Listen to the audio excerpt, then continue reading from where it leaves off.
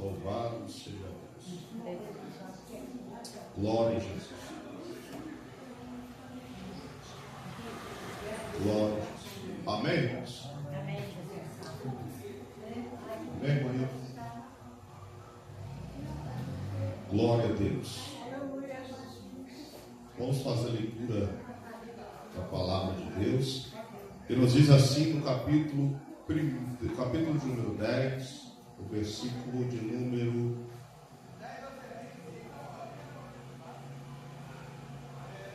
1 Samuel,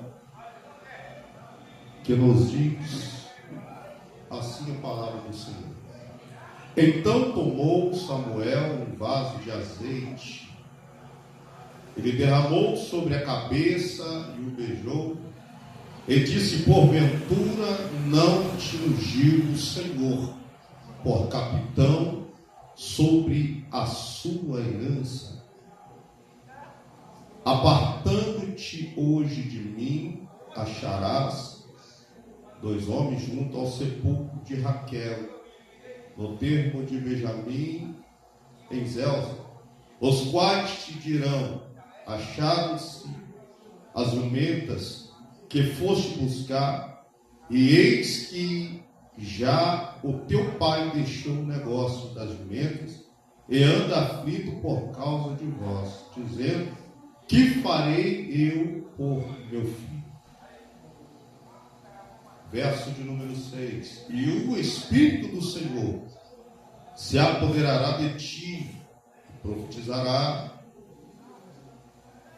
com eles, e tornar-te-ás um outro homem. Glória a Deus.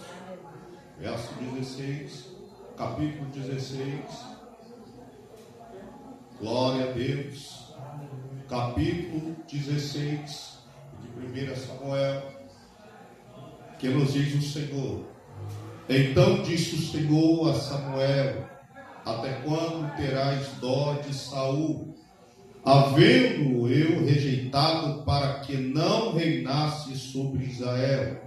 Enche um chifre de azeite e vem.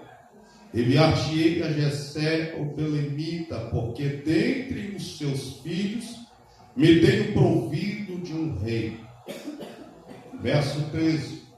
Então Samuel tomou o chifre de azeite e ungiu-o no meio dos seus irmãos. E desde aquele dia em diante o Espírito do Senhor se apoderou de Davi. Então Samuel se levantou e voltou a Ramá. Se assenta dando glórias ao Senhor Jesus. Louvado seja Deus. Glória a Jesus. Deus é bom, e a bondade e a misericórdia do Senhor dura para sempre. Meus irmãos, acabamos de fazer menção a um texto que nos chama muito a atenção,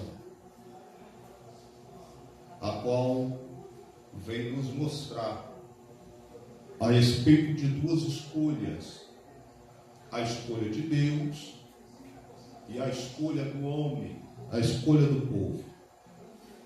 No capítulo de número 10, estudamos e fazemos menção, entendemos, de que Deus está falando conosco através de Samuel a respeito da escolha do homem, a respeito da escolha em que o homem veio fazer. A Bíblia vai dizer que Deus, ele observa tudo o que está acontecendo. E Samuel é o mesmo que no capítulo de número 1, que tem o teu nome, a Bíblia diz que Ana concebe, tem um filho, e o nome desta criança é Samuel.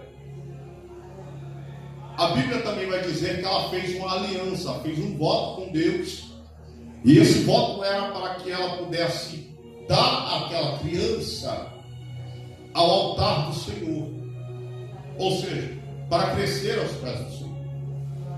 A Bíblia diz que ela entrega na mão do sacerdote, mas quando ela entrega na mão do sacerdote, quem sabe ela, até mesmo teu esposo Eucana, estava achando que o menino ia ser sacerdote também. Mas só que dentro do templo Deus faz uma escolha. E a escolha de Deus é fazer com que o menino venha a ser profeta. A Bíblia diz no capítulo número 3 que Deus revela a Samuel. Samuel vai dormir. E antes que a luz do templo se apaga, Deus fala com Samuel. Deus chama Samuel por 3 vezes. E Samuel agora escuta a voz de Deus. O que me chama a atenção é que Eli não está mais acostumado mais a ouvir a voz de Deus. Eli está dentro do templo, cuida dos utensílios, oferece oferta de sacrifício, adora, presta louvores em adoração a Deus, mas já não sente mais a presença de Deus. Mas só que agora Deus fala com Samuel. E quando ele fala com Samuel, Eli, ao amanhecer, pergunta, fala o que Deus falou. Porque a ausência daqueles que não ouvem a voz de Deus, quando sabe que Deus está falando com alguém, ele fica afoito, ele fica curioso, porque ele quer saber a revelação de que foi dada ao profeta. Então o menino escuta a voz de Deus. E a palavra era: avisa Eli que Ofni e Finéias vai morrer em frente a uma batalha. E eles vão morrer no mesmo dia. A batalha aconteceu contra os filisteus. A Bíblia vai dizer que agora os filisteus estão açoitando, estão assolando Judá, Jerusalém e Israel. A nação de Cristo, a nação eleita, está sendo assolada. A nação está perdendo, a nação está padecendo. Mas quando ele acha que está tudo de bom, aí o povo vai correr e vai anunciar a Ofni e Finéias. E eles agora vão encher o teu peito, vão pegar a arca e vão partir para o campo de batalha. Eu vou falar um pouquinho sobre a arca também. O que é a arca? A arca é nada mais, nada menos do que uma peça feita por madeira, betumada por dentro e por fora como com ouro. E do lado de dentro está os manás, as pedras dos 10 mandamentos. E também está a vara de Arão. A Bíblia vai dizer que esses utensílios estão dentro da arca. Sobre a arca tem uma tampa chamada tampa do propiciatório. E sobre a tampa do propiciatório tem 2 querubins que estão ajoelhados em cima da tampa do propiciatório. E eles estão reverenciando um ao outro sobre a tampa do propiciatório. E eles ali estão guardando os utensílios que estão dentro da arca. O primeiro utensílio é as pedras dos 10 mandamentos que Deus deu a Moisés no Monte Sinai. O segundo item é o vaso com maná, o vaso de ouro com a porção do maná, o alimento de Deus para o povo do deserto. O terceiro utensílio é a vara de Arão. A vara de Arão é o que Deus fez com que o povo pudesse entender que Arão foi chamado para o sacerdócio. Então ali dentro está esses 3 itens, dentro da arca da aliança. Mas o que me chama a atenção é que o que está dentro não é o que está por fora, porque o que está por fora é uma porção da glória de Deus. Quando a arca era levada frente à batalha, quando o povo entrava à frente da batalha, juntamente com saltérios, juntamente com harpas, tamborins, instrumentos de adoração a Deus, E o povo ia à frente à batalha, adorando, louvando ao Senhor. A glória descia no meio do povo, e a arca carregava uma porção da glória, e o povo recebia a vitória. Mas agora Ofni e Finéia pega a arca de qualquer maneira. Ofni e Finéia pega a arca de qualquer forma, levam para dentro da batalha. Quando eles vão tocar na arca, Deus retira a glória. Eles estão levando somente o maná, as tábuas dos 10 mandamentos e a vara de Arão. Nada mais estão levando. O que realmente eles precisavam para ir para dentro da batalha era a glória de Deus. Eles não têm mais a glória de Deus. Eles vão à frente à batalha. O texto nos diz que eles perdem a batalha, e além de perder a batalha, eles morrem em meio à batalha. A Bíblia vai dizer que ele era ali como juiz daquela cidade. Todo o povo que precisava fazer alguma coisa, que está precisando de alguma coisa, tinha que consultar a ele para que pudesse fazer alguma coisa. Mas a Bíblia vai dizer que agora Ofni e Finéia morreu. Eles vão correr anunciar a Eli, e quando chega lá, eles vão dizer: olha, perdemos a batalha para os filisteus. A batalha já foi perdida. Nós perdemos também a arca. Até então ele estava já sabendo que iria acontecer, mas o que me chama a atenção agora, que ele recebe uma notícia. E que notícia é essa? Ofni e Finéia morreram também na batalha. A Bíblia vai dizer que ele cai para trás, quebra o pescoço e morre. A mulher de Ofni e Finéia, a mulher junto deles, vai ter fortes contrações. A Bíblia vai dizer que ela estava grávida e vai ter fortes contrações, e essas contrações vai ser tão forte que quando a criança nasce, ela olha para o menino à beira da morte e vai dizer o nome da criança. E o nome da criança que ela coloca é Icabor. Por que Icabor? Icabor é traduzido para a nossa linguagem, foi-se a glória de Deus. Agora o povo está sem a glória de Deus, o povo está sem a presença de Deus. Os filisteus levaram a arca da aliança, agora o povo está sendo assolado, o povo está sendo humilhado. Então está faltando agora o rei. Enquanto a arca está lá na casa de Dagon, o povo está agora pedindo um rei, e a escolha do povo eles vão olhar um pastor de jumenta, um homem que tem a beleza física, a beleza exterior, o semblante dele é de boa aparência. Então eles vão olhar e vai ver que ele tem todos os critérios para ser o rei daquela cidade. Então o povo escolhe. Samuel olha para o céu e fala: Senhor, o povo pede um rei, o povo pede alguém para liderar, o povo pede alguém para governar. O que vou fazer? Então Deus olha de cima e fala com Samuel: Samuel, unge ele então segundo o coração do povo, unge ele a rei segundo o coração do povo. A Bíblia vai dizer que o reinado de Saul não é o reinado como o reinado de Davi, não é o reinado preocupado com a glória, com a presença, com o poder.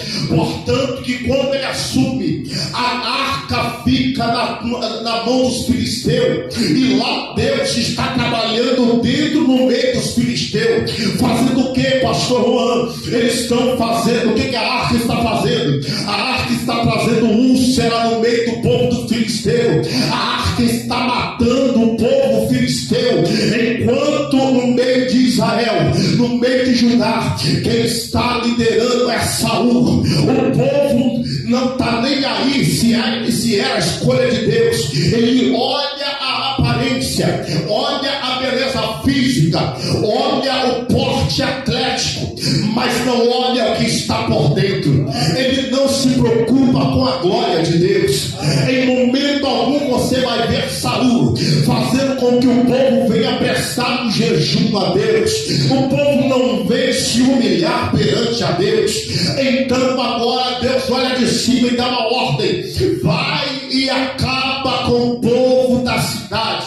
ele chega em um determinado lugar, e a ordenança de Deus era: acaba com tudo e não leva nada para si. Ele olha aquele povo da cidade, ele mata uma terça parte e vai pegar para eles os animais. Mas só que a Bíblia vai dizer que quando ele tenta esconder de Deus, ele tenta esconder de Deus o que ele acabou de fazer, Deus vai falar com Samuel: Samuel, se coloca de pé. Samuel se coloca de pé. Quando ele se coloca de pé, Deus fala: vai, porque eu rejeitei Saul.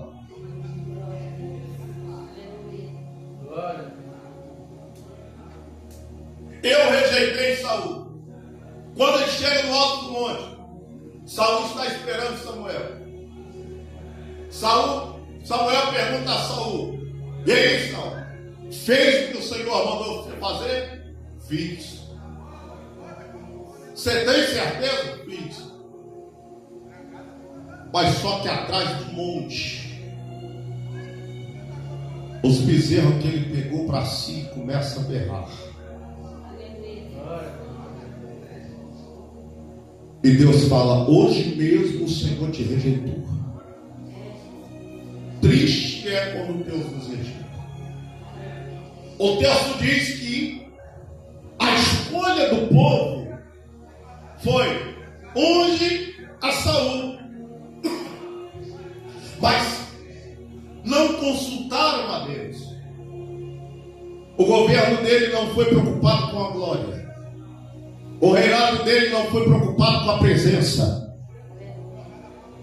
O momento em que ele estava na liderança do povo, ele não estava preocupado em atrair a unção de Deus para perto dele. Ele só queria prazeres. Ele só queria despojos. Ele só queria riqueza. Ele só queria status. Ele só queria ser visto. Ele só queria ser lembrado.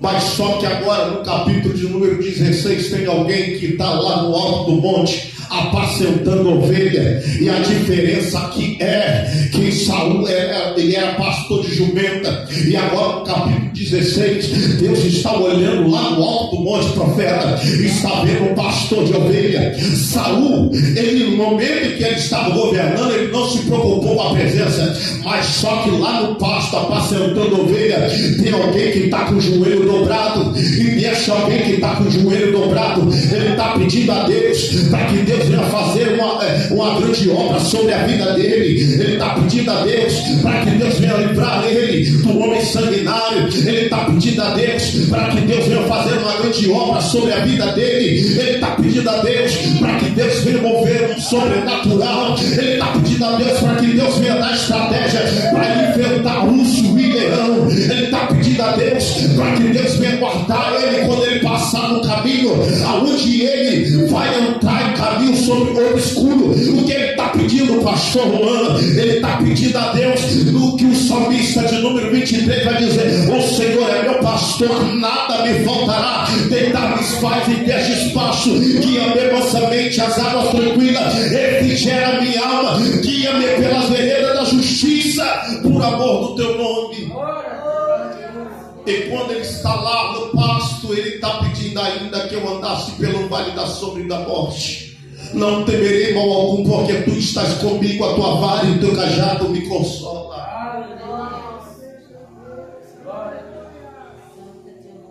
Aí Deus fala: Samuel, vai lá na casa de Jessé, porque dentro da casa de Jessé eu tenho um provido de um rei. Eu já escolhi alguém lá dentro para ser rei. Olha para cá. Mas só que Samuel olha e fala assim: mas Senhor, como eu vou? Se eu chegar naquela cidade, Saul saber que eu estou lá e vai me matar. Mas só que Deus falou com Samuel: Samuel, enche o teu chifre de azeite e vem. Deus não está falando vai. Deus não está dizendo ide. Deus não está dizendo ficai, Deus está dizendo vem. Há uma diferença de quando Deus fala vai e quando Deus diz vem. Quando Deus fala vai, Ele está te dando uma ordem. E a mesma ordem que Ele está falando vai, Ele está dizendo 1000 cairão ao teu lado, 10.000 à tua direita, mas tu não serás atingido. Mas quando Deus está falando vem, Ele também já está dizendo para mim e para você: eu vou na frente e você vai atrás. Vou dizer novamente para você entender isso aqui. Quando Deus fala vem, Deus está dizendo: eu estou indo na frente e vou abrir caminho para você passar. Só vem. O papel de Saul aqui é pegar o chifre de azeite e ir com o Senhor. A Bíblia vai dizer que agora ele chega dentro da casa de Jessé. Quando ele entra lá dentro, o texto vai dizer que ele olha e vê Abinadab e vai querer correr para ungir. Tempos atrás falamos que a escolha do povo foi com que Saul fosse liderar o povo. O povo escolheu. Mas só que agora o profeta está dentro da casa de Jessé. Ele olha Abinadab, pega o chifre de azeite e vai querer ungir. E o Senhor fala: rapaz, tu olha a aparência.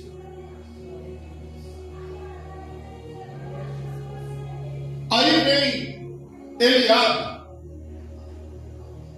e ele fala: tu olha a aparência.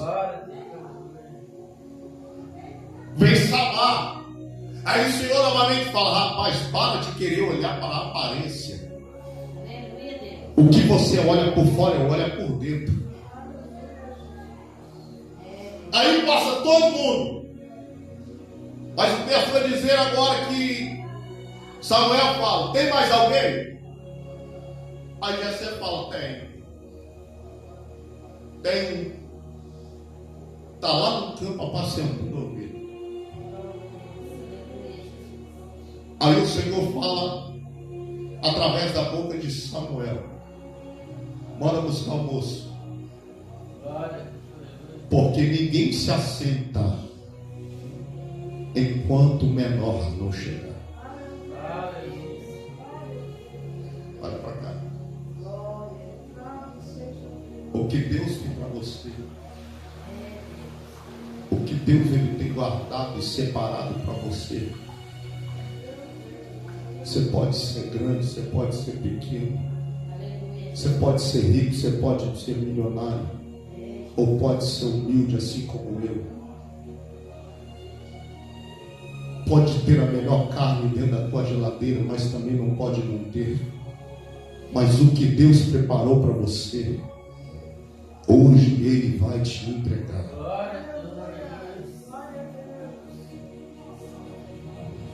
O texto diz que agora o menino está vindo. Mas lá no campo ele estava fazendo a oração dele. E no meio da oração ele está dizendo: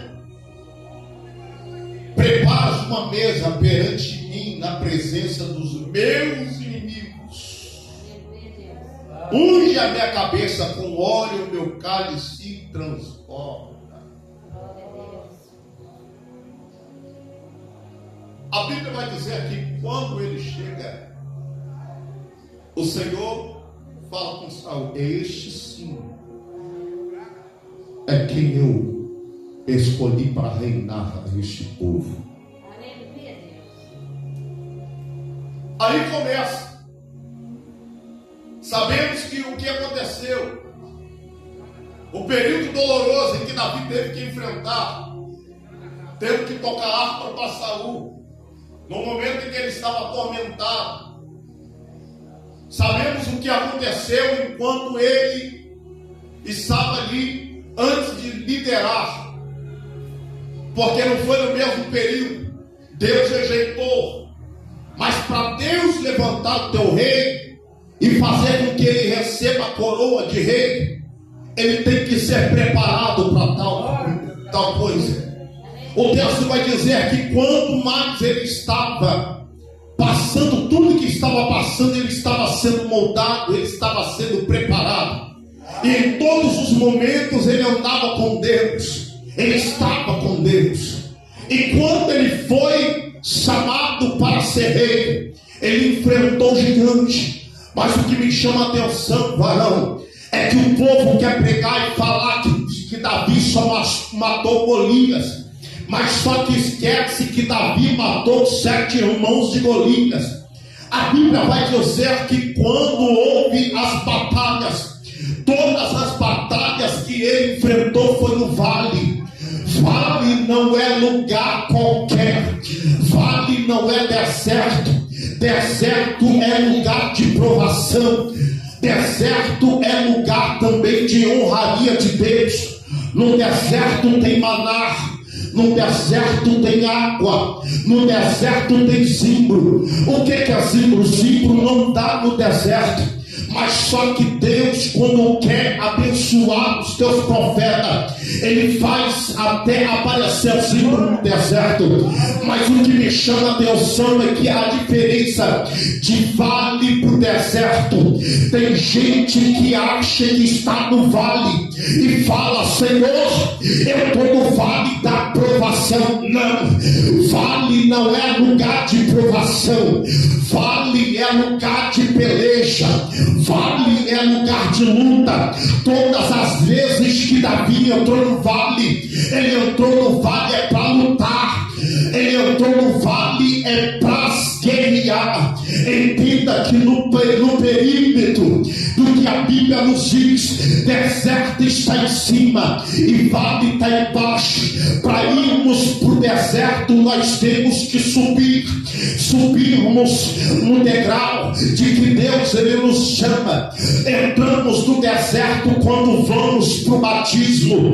Ao sair do batismo, entramos e somos conduzidos ao deserto. Mas quando sairmos do deserto, nós vamos entrar no vale. E esse vale é luta. Às vezes é luta espiritual. Eu não estou falando aqui de luta carnal, aonde teu vizinho te afronta, aonde no teu lugar de trabalho tem gente se levantando contra a tua vida. Eu não estou falando aqui numa luta a qual acontece dentro da tua casa. Teus filhos não te respeitam, quem é casado, a esposa não te respeita, quem tem netos não te respeita. Não, eu não estou falando sobre isso. Eu não estou falando numa luta onde os teus irmãos não te respeitam e quer te ver o teu fim. Eu não estou falando dessa luta. Eu estou falando da luta que Paulo vai falar para mim e para você. A minha luta não é contra a carne, a minha luta não é contra o sangue, a minha luta é contra as hostes espirituais da maldade. É essa luta que encontramos no vale. Quando descemos no vale, nós vamos para guerrear.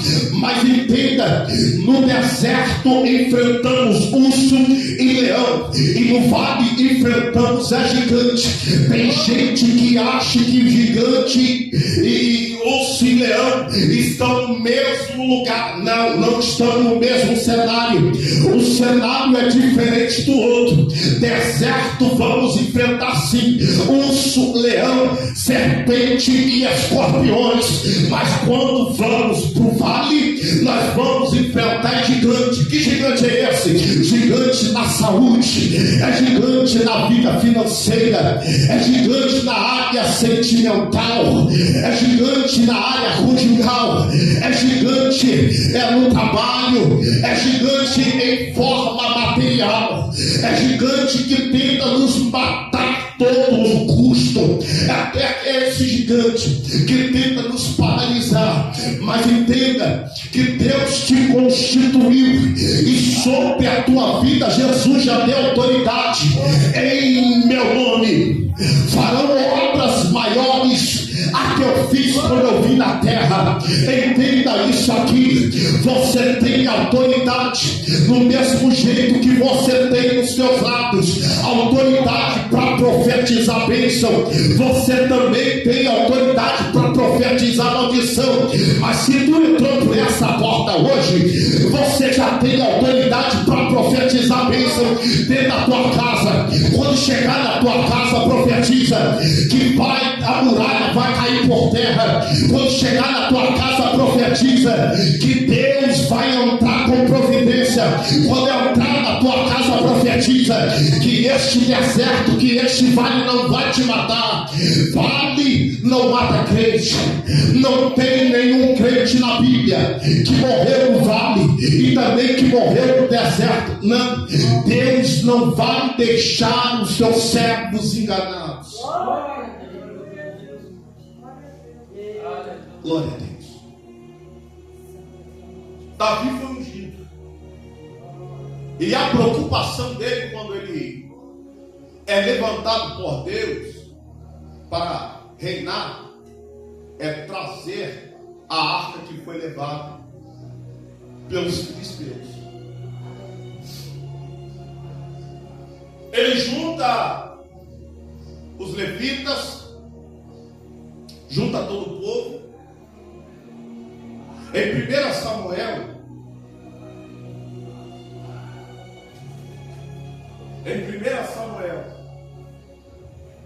capítulo,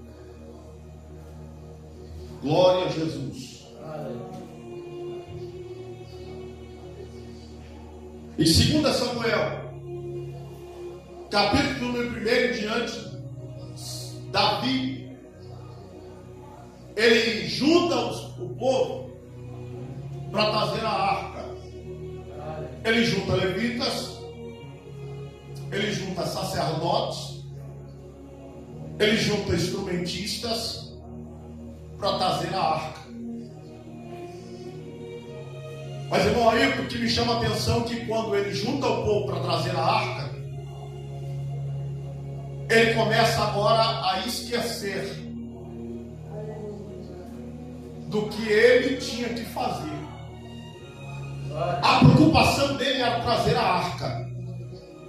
E ele consulta os profetas, mas ele esquece de consultar a Escritura. E ele coloca a arca em cima dos carros de boi. E quando na verdade a arca era para ser carregada pelos levitas. Quem são os levitas da casa? Quem são os levitas da casa? Não tem levita na casa?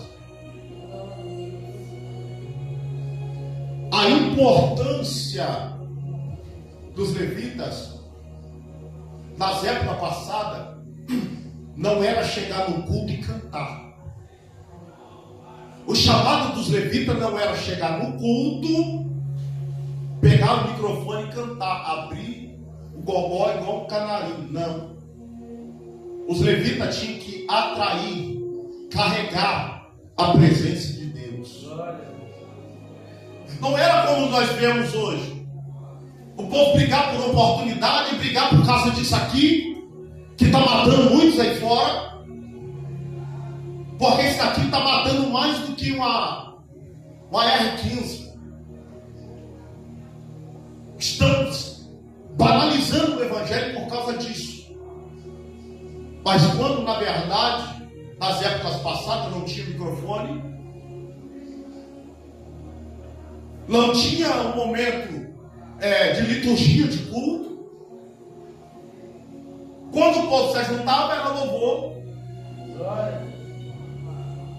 e resposta de Deus. Os levitas tinham que atrair a presença, atrair e carregar a presença.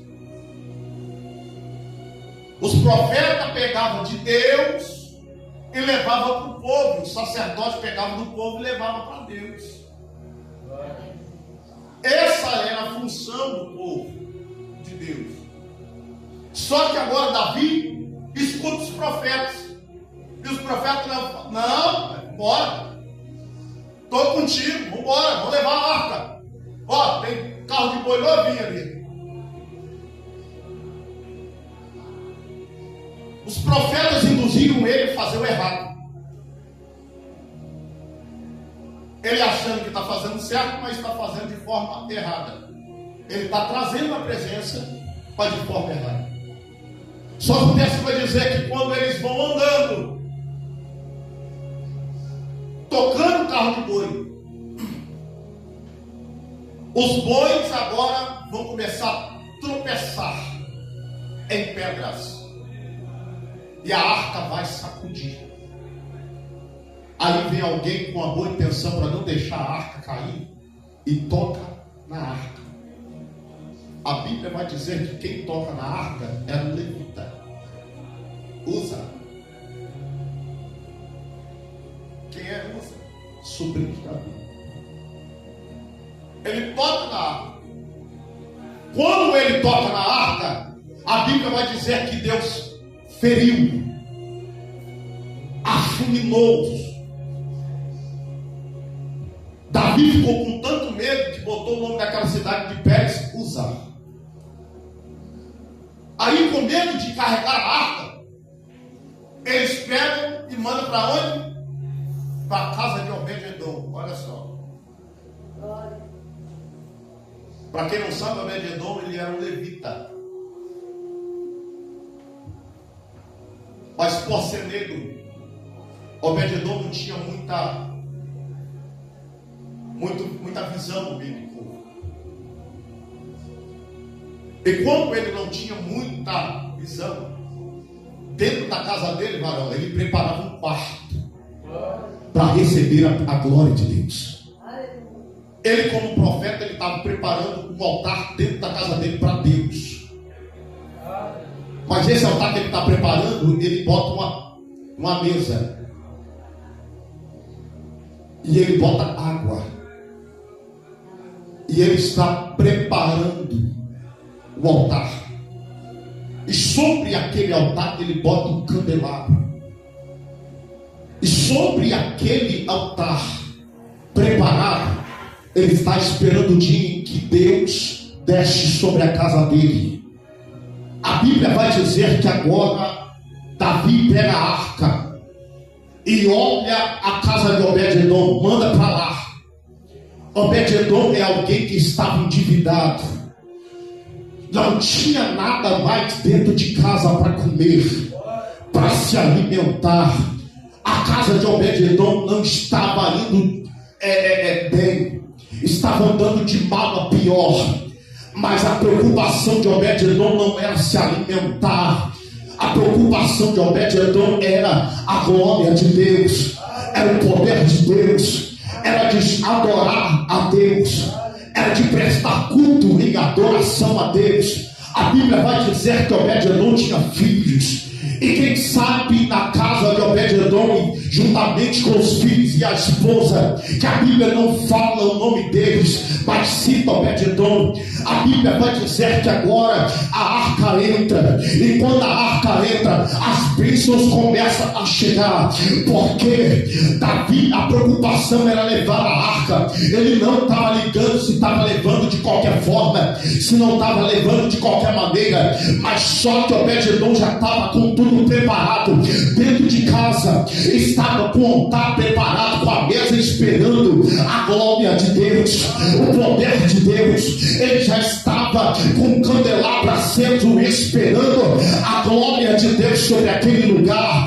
A Bíblia vai dizer que ele já estava com o incensário preparado para a glória de Deus entrar. Então Uza coloca na arca, morre. Davi fica com medo e manda lá para dentro da casa de Obed-edom.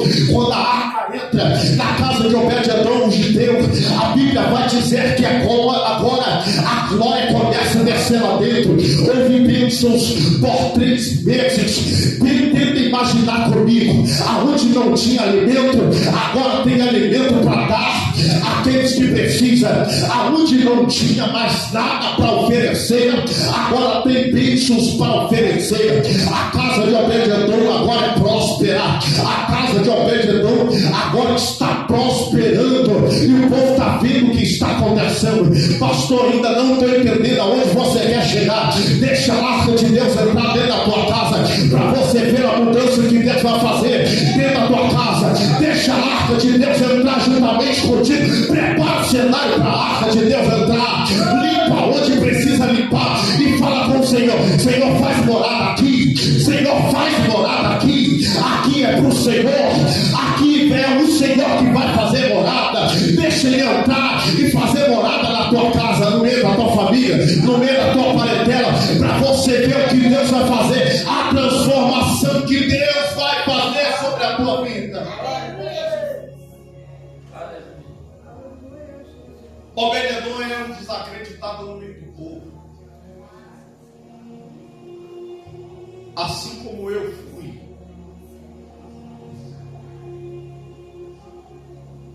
Mas só que Deus abençoou a casa de Obed-edom por 3 meses.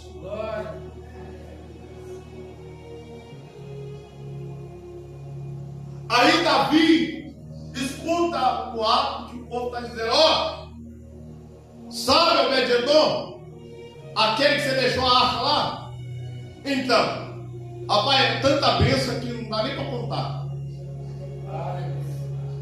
Aí Davi agora vai consultar o livro, a escritura. Você pode dizer bem alto para quem está mais perto de você: consulte a Bíblia. Você pode dizer: consulte a Bíblia. Ela ainda é o seu manual. O texto diz que quando a arca entra, as bênçãos acontecem. Aí Davi agora, então, peraí, nós temos que recalcular. A casa de Davi, o cantinho da arca, a tenda, já está preparado. Então chama agora os levitas, chama os sacerdotes, chama os instrumentistas, porque nós vamos trazer a arca. Mas só que agora nós vamos trazer de forma diferente. Não tem carro de boi, não. Não tem carroça, não. Não tem avião, não. Não tem canoa, não tem bote, não tem caiaque. Nós vamos trazer do jeito que Moisés disse. Os levitas vão levar a arca e nós vamos adorando na frente.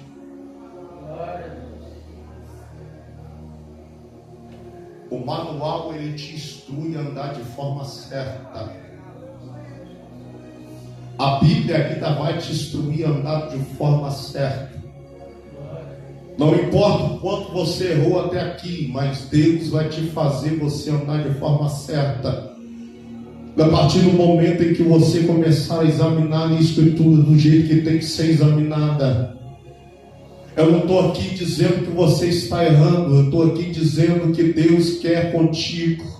Examine a Escritura de forma certa, que essa Escritura ela vai te levar à perfeição até aquele grande dia da qual o Senhor te chamará pelo teu nome. Eu não estou aqui dizendo o que você fez de errado, não estou acusando nada do que aconteceu sobre a tua vida. Eu não quero saber o que aconteceu no dia de hoje sobre a tua vida, por que você está aqui calado, quietinho, parado, sem dar glória a Deus. Eu estou aqui dizendo que este manual vai fazer você ser melhor para ti, para tua casa, para tua família, e todos aqueles que olharam para você no decorrer desses dias vai ter que ver uma mudança por completo completa acontecendo sobre você, e vão querer saber o que está acontecendo, e você vai dizer que é o manual da Bíblia Sagrada que está te instruindo a ser melhor a cada dia. É este manual que vai te instruir a andar de forma certa, a viver uma vida nova, uma vida reta, uma vida digna, uma vida plana diante aos pés do Senhor. Eu não estou aqui para apontar defeito de ninguém, eu estou aqui para dizer: Jesus é o caminho, a verdade e a vida, e ninguém vai ao Pai senão por Ele. Não há outro caminho se não formos por Jesus Cristo. O mundo nos oferece tanta coisa, é bandeja, é muita coisa, mas o Senhor, Ele tem um maná do céu para nos enviar. O Senhor tem pão vivo que desceu do céu, o Senhor tem água que jorra e salta para a vida eterna. O mundo tem cachaça para nos oferecer, o mundo tem cocaína, tem crack para nos oferecer, o mundo tem maconha, prostituição para nos oferecer, mas o Senhor Jesus tem porta estreita. Ele tem um lugar aonde não vai haver choro e nem rancor, um lugar aonde nós vamos entrar em um corpo de glória, aonde as ruas são de ouro, de cristal. Aqueles que praticam a iniquidade, em nome de Jesus, volta ao primeiro amor, porque Jesus breve vai voltar para buscar a tua igreja. Jesus está às portas.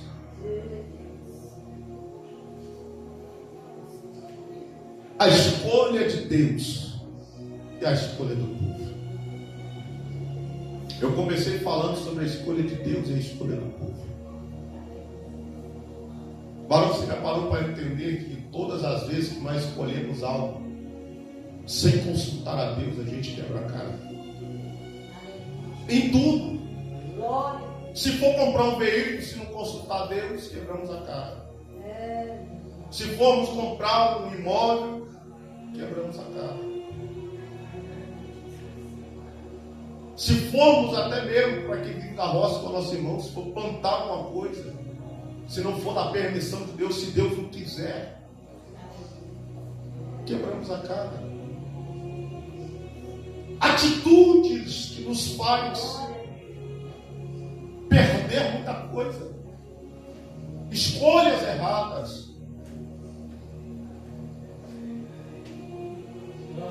amizades que nos influenciam, e a escolha está na nossa mão, e acabamos sendo influenciados, que nos leva à perdição, a perder tudo. Tivemos tudo na mão, mas perdemos no piscar de olhos, pela escolha do homem. O homem é falho, o homem é pecador, o homem é limitável, o homem perde a direção, o homem perde o controle, o homem perde o domínio, o homem perde a escolha, o homem perde conhecimento, o homem traça novos objetivos, mas também perde a glória de Deus. Mas quando Deus escolhe, quando nós nos posicionamos perante o que Deus Ele quer, a Bíblia fala que somos bem-sucedidos. Nós, em tudo que vamos fazer, nós temos que consultar. Mas às vezes preferimos consultar o nosso irmão. Do que o nosso irmão acha? O que a nossa irmã acha? Os nossos vizinhos acham. Contamos os nossos planos e os nossos projetos. É verdade? Contamos os nossos propósitos, as nossas metas, os nossos objetivos. Mas quando na verdade era tão fácil ajoelhar e contar para Deus, pedir a Deus uma direção, mas pedimos a direção a quem não tem a direção para nos dar.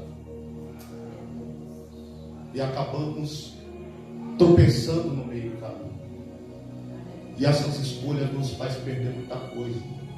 Às vezes é família, às vezes é emprego, às vezes é um cargo no trabalho, ou até mesmo ministerial. Escolhas que também nos faz até mesmo perder o respeito dentro da nossa casa, como um homem e como uma mulher. Mas hoje estamos aqui para pregar e para anunciar que Deus ainda tem a escolha, Deus ainda tem propósito, Deus ainda tem a direção, Deus ainda tem o controle, Deus ainda tem domínio, Deus ainda tem o rumo e o alvo certo. Deus é quem pode nos direcionar, nos posicionar, nos guiar para onde devemos andar. Quando nós andamos aqui, mesmo que isso aqui nos doa, porque o Evangelho é renunciar, é nós renunciarmos a nossa vontade e vivermos a vontade de Deus. Mesmo que isso nos doa, mas só que o galardão que Ele tem para nos oferecer é muito melhor do que a onda que o álcool ele vai fazer com que bebemos aqui fora. O prazer de receber o que está aqui dentro é muito melhor do que o mundo tem para nos oferecer. Chega num bar e pergunta se ele tem unção para te dar ou para te vender.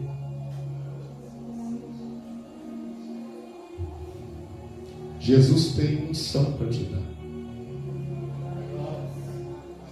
Jesus tem roupa limpa para nos dar. E a escolha de Deus é o que prevalece. A escolha de Deus é o que prevalece. Você pode gritar bem alto, não importa. Você pode gritar bem alto. Repita comigo, não importa. Muita gente, pouco barulho, não importa. Você pode gritar bem alto isso daqui, seja profeta, seja profetisa. Não importa. A igreja da Ilha foi arrebatada. Não importa o que te aconteceu. Deus, Ele te ama e Ele te chama pelo teu nome e quer te revestir de armadura espirituais para você vencer as batalhas improváveis, limitadas que você tem passado no dia a dia. Agora, com a tua voz profética, diz: eu profetizo em minha casa, em minha vida, em minha família, quebra de maldição e toda corrente, toda muralha, toda obra de maldição, feitiçaria, bruxaria feita contra a minha vida, sobre a minha casa, sobre os projetos de Deus, sobre a minha família, cairão por terra, porque Deus me levantou como um profeta e eu vou profetizar dentro e em fora de dentro. Em nome de Jesus, se levante, se coloque de pé.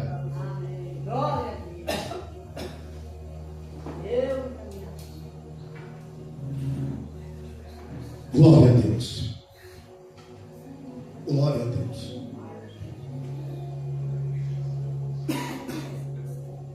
Glória a Deus. Guarda essa palavra no teu coração. A escolha de Deus é a escolha mais perfeita que há. Amém? Em nome de Jesus. Meus irmãos, hoje recebemos uma notícia maravilhosa, né? Uma criança essa semana deve estar indo para o quarto, né? O presbítero Paulo está lá, viu essa informação, e deve estar indo para o quarto essa semana, tá? E graças a Deus tudo está correndo bem. Conversou com ele hoje, disse que está com saudade de casa, né? Que fica também, né? Dentro do hospital, mas essa semana, em nome de Jesus, ela vai estar voltando, indo para o quarto, né? Para muito mais em breve ela está vindo para casa. E em nome de Jesus, nós vamos continuar orando pela vida dela, para que